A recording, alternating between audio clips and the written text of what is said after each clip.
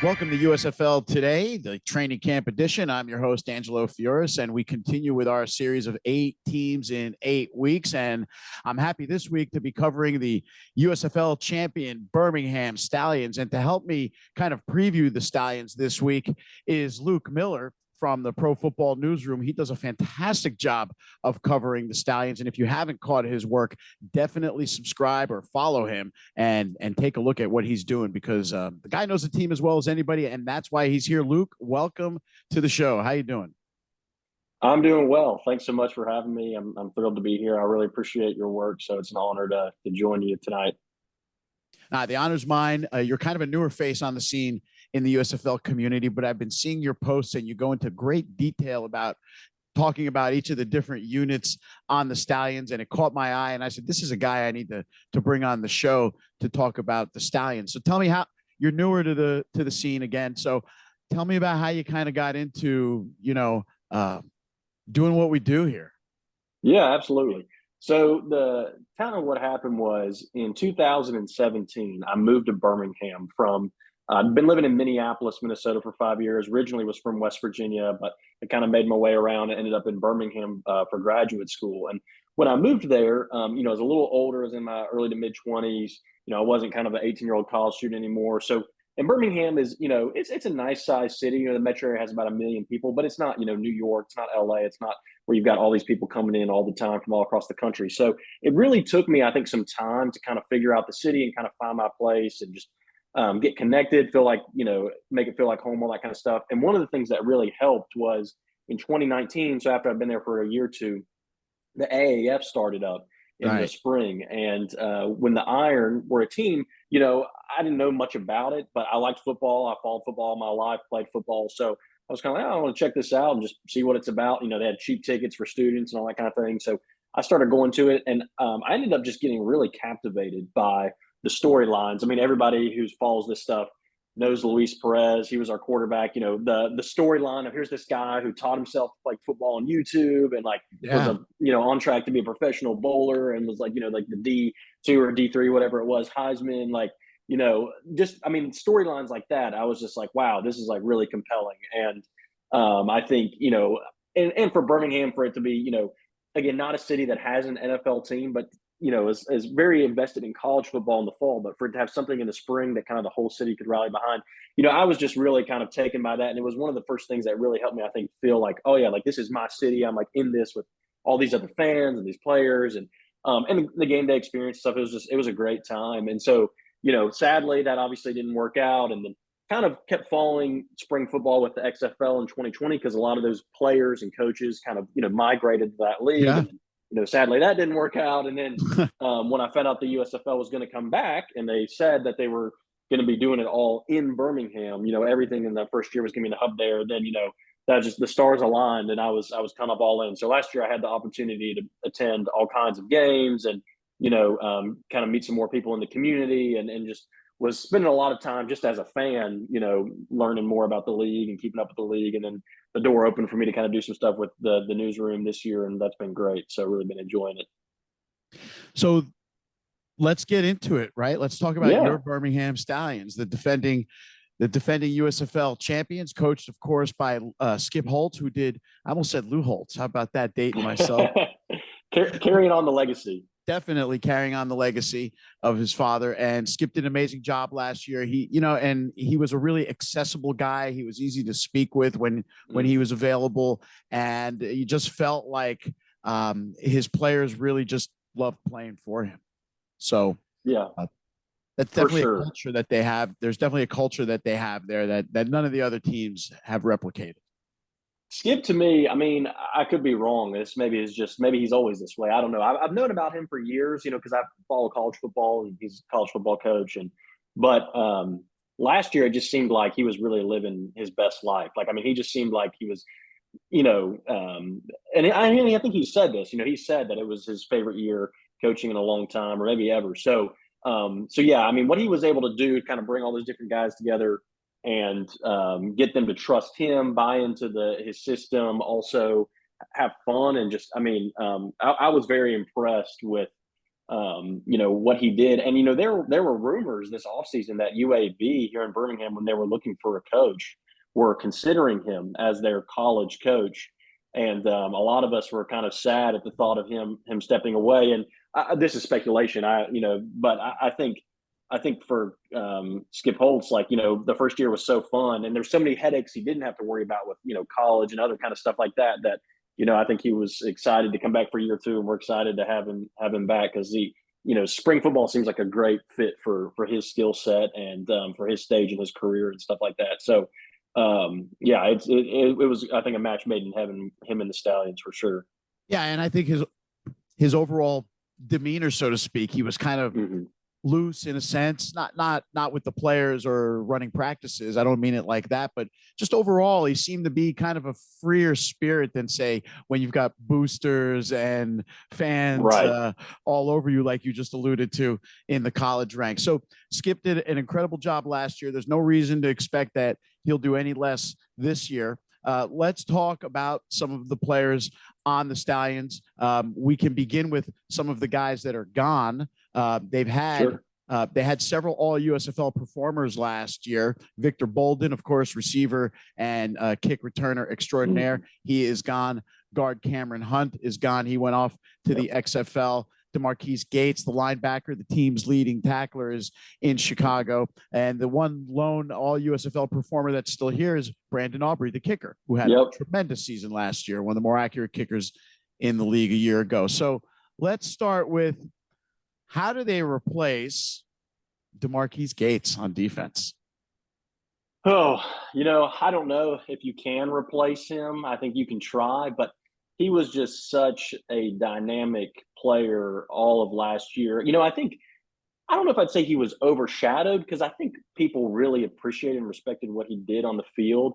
But, Scooby obviously was kind of the front man, right? Like, he's got that personality, that the cameras were just drawn to him. Now, Mark Gates kind of had some of that too, right? Like with the floss pick that he would have in his mouth, like when he was making sacks and stuff like that. So he definitely got some FaceTime too, and had his own kind of unique personality too. But yeah, he would fly around. He made so many big plays for us. I was going back and looking at some things the other day, and conference or the South Division championship there to go on to the USFL championship. He had an incredible interception that he returned for a touchdown to really set the Stallions up in a comfortable spot early in the game.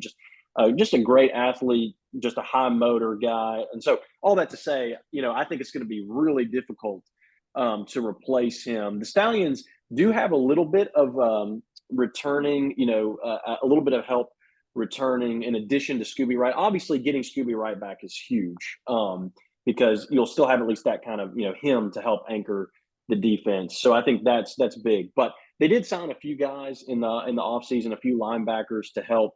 Rashard Smith is one, I think, guy in particular to keep an eye on. Played at Florida Atlantic, I think was signed as an undrafted kind of free agent, but bounced around some NFL rosters and practice squads, but was really a great player in Conference USA down at Florida Atlantic. Skip, I think, likes some Conference USA guys. He's familiar with them, kind of trusts them, so brought him in. But he was kind of a top performer down there. So I think they've added a few pieces, and again, have a few other guys, returning from last season. But I think that is, Victor Bolden obviously is a huge shoes to fill as well. But I think probably from what I've seen, at least from the research I've done and kind of following the camp and things like that, I think there's probably the feeling is that there's more that they've added to maybe fill what Bolden offered the team. I think that linebacker spot is going to be more of a question mark just because Gates did so much. And certainly the guys that they've brought in could maybe fill those shoes, but they're going to be big shoes to fill. So, well, you alluded to the people returning. So Gates, of course, was the team's leading tackler, but the next four top leading tacklers, JoJo Tillery, Scooby Wright, Christian McFarland, and Brian Allen, are all back. So there's some continuity there. And the combo of Tillery and McFarland, I mean, you have to love that. Yes. Yeah. I was very, pleasantly surprised with how much of the defense stayed intact from last season. I think a lot of people wondered, would Scooby be back? Maybe not. Gates, that wasn't, couldn't keep everybody. But as far as the secondary goes, I mean, between McFarland, Tillery, Allen, Tyree Robinson was another guy who was a key performer for us last year too. I mean, really, you've got most of the main guys that started the majority of the season, as well as a few new guys that's new faces they brought in. So I think that in the back half of the defense, I think they'll continue to be very strong back there. So that was, I think, is going to be huge for the defense. Let's talk about the defensive line a little bit. I know you like a couple of the new guys that they picked up to help bolster the defense. Let's talk about that. The defensive line is, I think, could be one of the biggest strengths of this defensive unit for sure. I mean, just as an example, recently it came out this week that Darius Stills was released, and Darius Stills is an incredible football player, like first team All-American, Big 12 Defensive Lineman of the Year when he was a senior at West Virginia. I mean, the guy is a stud, and obviously I can't speak fully to the details. I haven't gotten all the details of why exactly he was released versus some other people, but the staff, for whatever reason, seems to feel like what they've got gives them a better opportunity. And so if that's what you're letting walk away, then that just speaks to what they have, right? Right. And even today they announced signing Khalil Davis, who is a defensive tackle from Nebraska. And, I wasn't super familiar with him before they announced that signing, but even just looking him up, just remarkably athletic guy, like, 6'2", I think, or somewhere around there, and 315 pounds, but ran like a 4.7, 540, bench press, 225, like 32 times or something like that. Wow. I saw on the NFL Combine, website that they ranked him as the most athletic defensive lineman in his, draft class. So I think, he's a guy, an interior defensive lineman that could end up being a really nice add.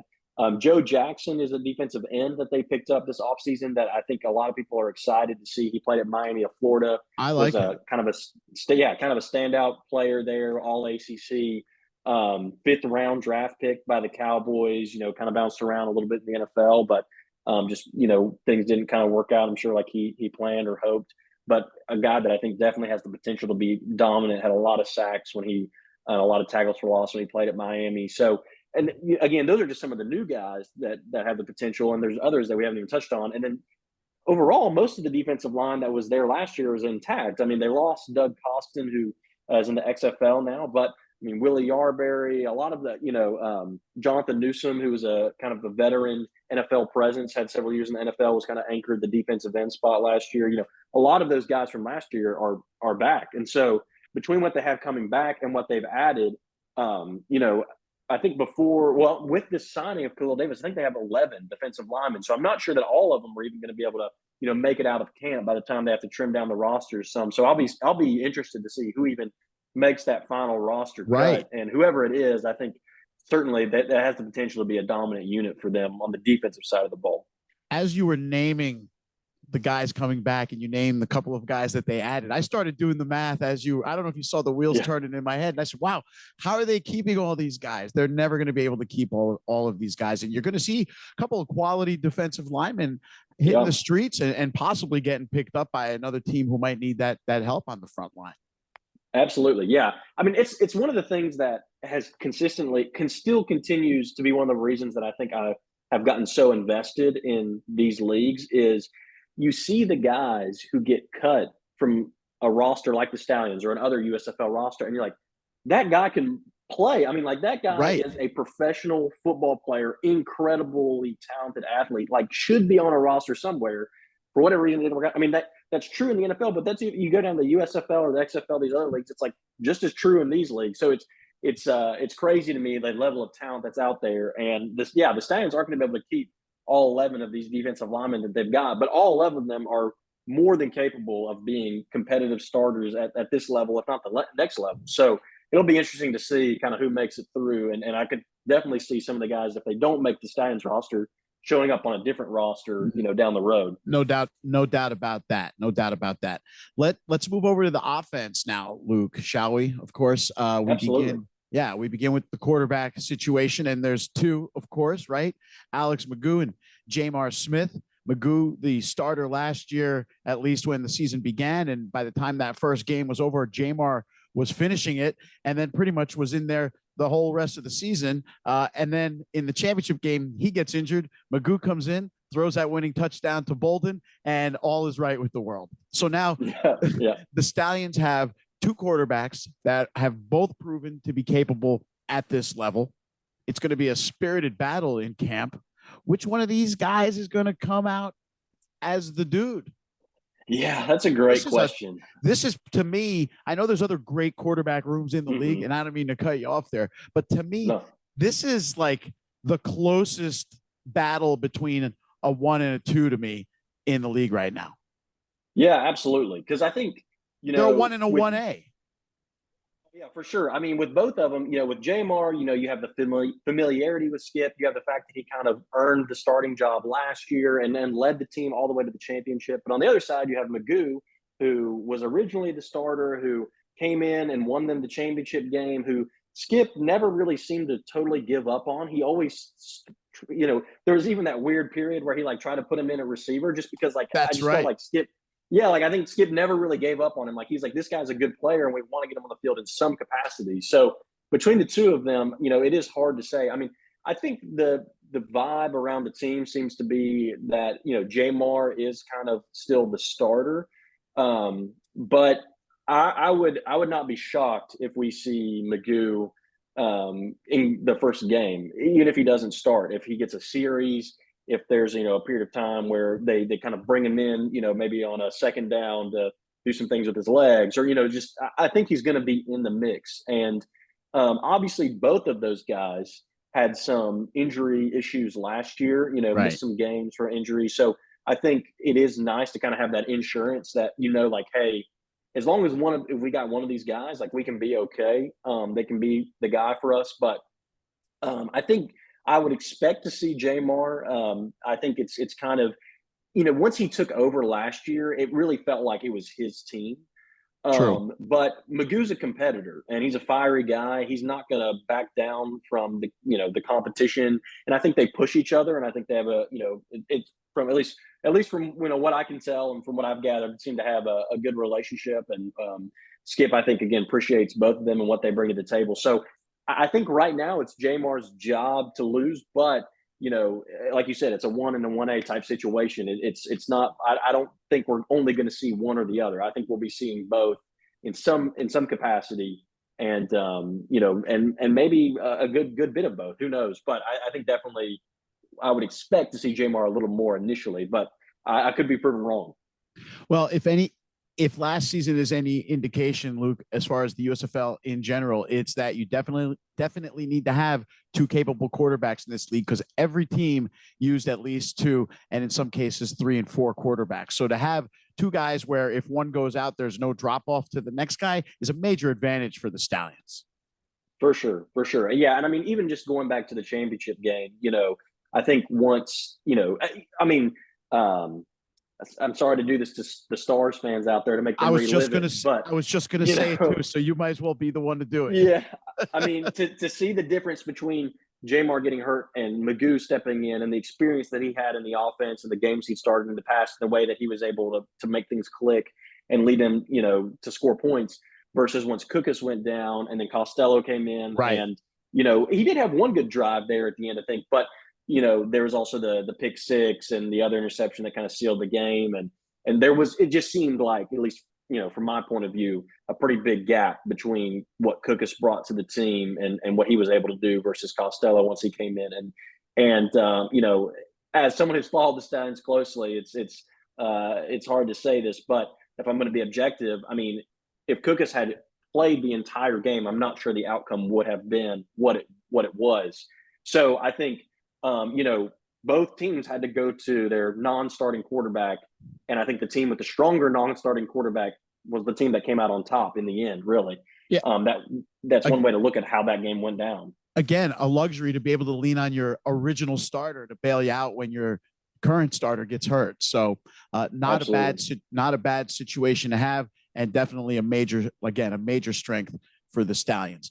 Let's move over to the running game, shall we? We'll talk a little bit about the running backs and the offensive linemen at the same time, because you can't have one without the other. Of course, in the backfield, you got Bo Scarborough back right now for a full season. Yes. He joined the team midstream last year and made an immediate impact, including that monster touchdown in the championship game. And then CJ Marable, the unheralded one, he had a nice season last year, 400 yards rushing. He had 5 touchdowns, but he wasn't really on people's radar in the beginning of the year. But now they've got this duo. Let's talk about who they're going to match them up with in terms of who's going to be the third and possibly fourth running back on this team. Yeah, I think, the run game will certainly, I think, be a strength for this team. I think, we'll come out, I would guess, and regardless of who's at quarterback, I think you'll see a heavy dose of Scarborough, early on in the season. I think, he's going to have his chance to be kind of the feature back for a full season. And I know he's been training hard this offseason and is ready to kind of show that he can be dominant at this level. So I think we'll see a lot of him. I think Marable's going to be a great kind of 1-2 punch with him as well. I mean, Marable, I think, is good enough that he could be a starting running back for any team in the USFL. Absolutely. He just happens to be on the roster with, obviously another guy of that caliber. And then they also added Zaquandre White this offseason. Last season they had 3 running backs. Tony Brooks-James was the third one, and he got in the mix some on special teams, but they decided to bring in White and go ahead and let Brooks-James go. And White played at South Carolina his senior year there. He was a pretty dynamic, kind of shifty playmaker. I think he had some injuries. He was kind of in and out of the starting lineup, but still, I think helped tied for the team leading number of touchdowns and had 6.6 yards per carry or something like that. Really impressive numbers. So he was a really kind of shifty, dynamic guy there. And to me, he's interesting because he's kind of it's stylistically, it's kind of between Marable and Scarborough. Scarborough is kind of the bigger, bruiser, heavier guy, sort of difficult to bring down. Marable's a little smaller, shiftier, quick. White is somewhere in between. He's kind of more of a, he can kind of do it all. He's got some of the size, not quite as much as Scarborough, but he's also very kind of shifty and agile. So I think, what I'm most interested in honestly seeing is if they kind of continue to use their old T formation, and with White now, I kind of did the math, and with Bobby Holly, their fullback, and Bo Scarborough and Zaquandre White, the 3 of them coming out of the backfield, that's almost 700 pounds of just, full steam ahead. I'm interested to see kind of what they do with the different guys they got and how they can kind of put them in positions to succeed. But I think the run game, will be, I think, continue to be something they really lean heavily on, I would guess. I think it'll be interesting to see. And, you mentioned offensive line. I think that was an area, too, that was kind of a question mark for me because, like you said, Cameron Hunt was an all USFL offensive lineman. That was a guy that's going to be hard to replace, especially in these leagues. Offensive line is always a challenge to have a strong line. But lost him, lost Ryan Pope, lost Jordan McCray. So, 3 of our starting offensive linemen, weren't coming back. But been really impressed with what the Stallions have been able to add up front in this offseason. And, some of the guys that have chosen to come back. I mean, kind of like the defensive line, you put that together, and I think it has the potential actually to be a really strong unit. So we've got several guys that are coming back. We've got O'Shea Dugas on the left guard spot. Was a really great run blocker for us last year. Darius Harper started left tackle last season. He had some injuries late, but he's back. We also had Tyree St. Louis, who recently decided to retire, which again, this is not at all confirmed. I'm just speculating, but I would guess that maybe part of that was, he was maybe on the cusp of being one of the guys that maybe either didn't get as much playing time this year or maybe wasn't even necessarily going to make the roster. And so, it was an opportunity to kind of go out a champion. But it's kind of like the Darius Steele situation. If this guy who was a key contributor last year started right tackle in the championship game, if you brought in some new guys or have enough guys that he might not even be your guy up front. I assumed he'd be a starter just because he was a returner and stuff. But with Derwin Gray and some of these other guys, Lucaeus McNeil, I mean, with some of these guys they brought in, 328 pounds, 6'5", guys that are just monsters up front. Let's backtrack a little bit. Let's talk about D. Gray for a second. I feel like this is one of the best signings of the offseason for sure for the Stallions. I mean, the guy brings NFL experience, having kicked around 3 different organizations, drafted by the Steelers, of course, but he brings with him that understanding of what it's like to carry yourself as a professional. And a lot of the Stallions players are looking up to him. He's only been on the team like 2 weeks, and he's Yeah, already a leader, right? for Everyone's sure. asking him his opinion from the front office on down. They're asking Yeah. him his opinion on things because of how much they respect what he's accomplished and what he brings to the team from the tangibles and the intangibles. Yeah, no, I think he's a huge signing for the Stallions. I mean, both as a player, I mean, he's just a monster dude.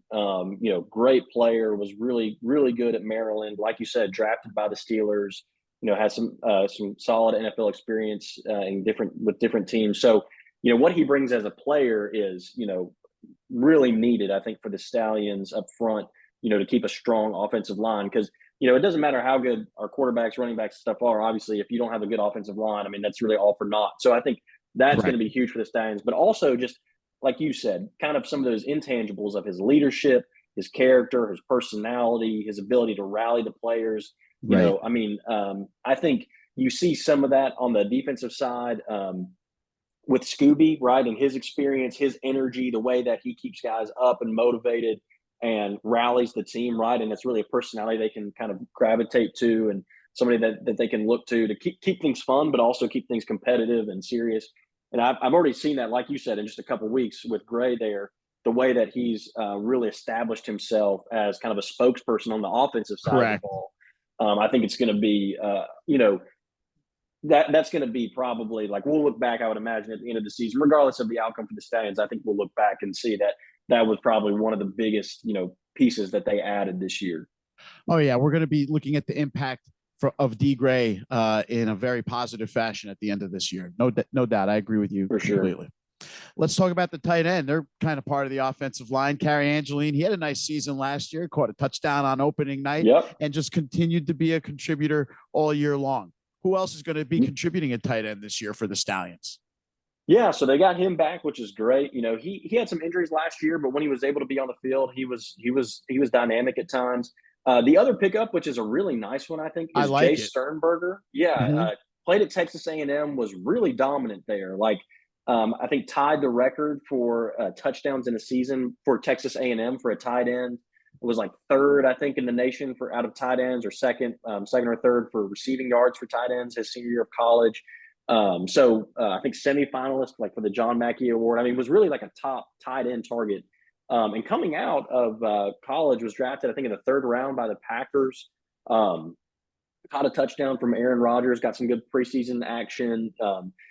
Again, a guy that really has everything it takes to be an NFL level starting competitive tight end, and has been at that level, and kind of brings that experience with him to the Stallions camp and to the team. And I've seen some clips, from camp, and seems, I think even today, actually, maybe the team posted a, two-toe, 2 foot tap in the end zone. And so it seems like they've been incorporating him into the offense. And I think, the way the offenses work nowadays in the NFL and USFL and these types of leagues, I mean, the tight end is such a kind of a critical position, because there's so many different ways you can utilize that. It can be kind of a Swiss Army knife. And, you see, like, a guy like Travis Kelce and all the things he's able to do. So it'd be awesome if, I think, the Stallions were able to, if Carrie Angeline can stay healthy, and with Jay Sternberger together, I think they both have the potential to be really solid, pieces of the puzzle for the Stallions offense.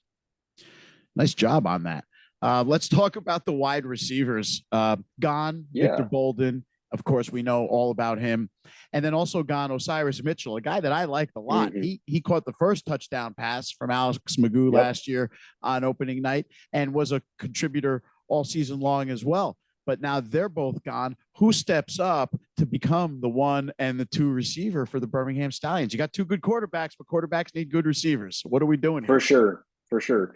So I think, it is going to be tough to replace those guys. I mean, Bolden obviously did it all for the Stallions. Mitchell, he was kind of, big play Osiris Mitchell. I mean, it felt like every time he cut the ball, it was like, something big was going to happen. So Every time. replacing them is not going to be easy. I think some people to watch. There's some returning guys. One in particular that I think we all have to watch out for is Marlon Williams. Despite everything, and this is not a knock on Bolden, but despite everything Bolden accomplished last year, Marlon Williams was actually the Stallions' leading receiver at the end of the season in terms of yards and touchdowns. And so he was, and everybody's, seen the clip. It's been a commercial, where he breaks like like 7 tackles on a tunnel screen on the way to the end zone. So, I mean, he started off, I felt like last year, a little slow. The first game or two, I think he was kind of in that slot receiver spot, had a few drops. Like, I think he was just kind of getting his foot under him. But once he kind of got the hang of the offense and seemed like things really clicked, he was so dynamic. And so I'd expect him to be kind of the top receiver for the Stallions. I would imagine this year. I would imagine he'll be getting a lot of balls thrown his way. Probably, I would guess, was going to be in the running for a league leading receiver once the season's done. So he's going to, I think, be huge.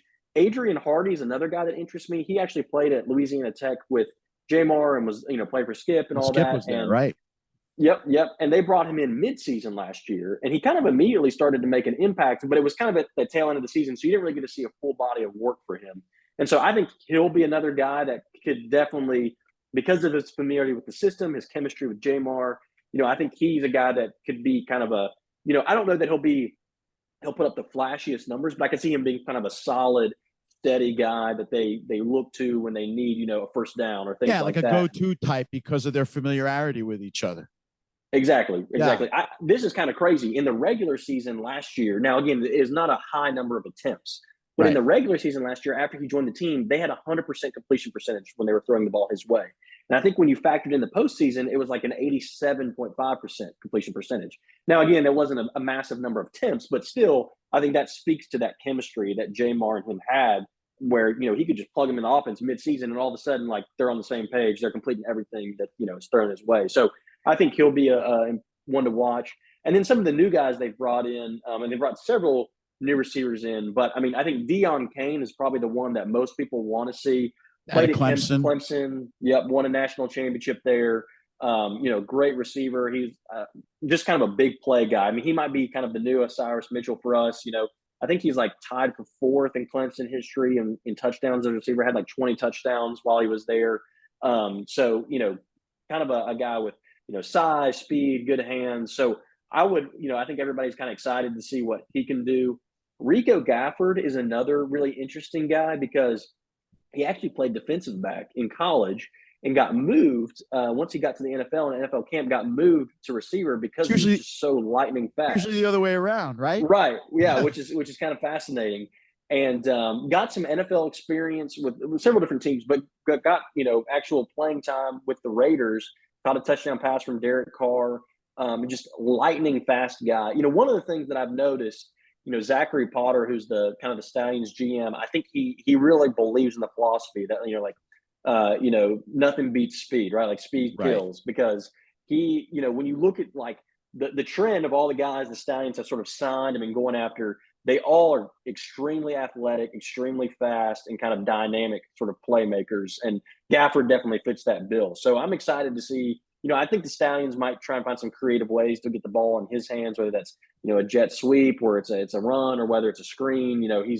He's just super fast. So I think it'll be exciting to see what he can do. And then, I mean, there's several other players. They got a couple of UAB guys, a couple of local products. So, there's some nice connections there with Austin Watkins and Myron Mitchell. Davion Davis, I think, is another guy. He was at Sam Houston State and was like just put up like video game numbers while he was at Sam Houston State, like insane. And had some great preseason catches, some great preseason film. Just kind of that, right on the cusp of making an NFL roster kind of thing. So, wide receiver is one of those positions where I don't know that all the guys are going to be able to necessarily stay. Too many numbers. A few of them are probably going to have to go, but the ones that stay, I think, have the potential to be really dynamic. Going back and seeing what they've done in previous seasons and in college and things like that. So it'll be interesting to see. But I think Marlon Williams, Deon Cain, those would be some of the guys that I would look for to be maybe kind of take the mantle from Bolden, from Mitchell, and kind of carry the receiving core this year. There's a lot of talent on this team, a lot of guys that need the ball.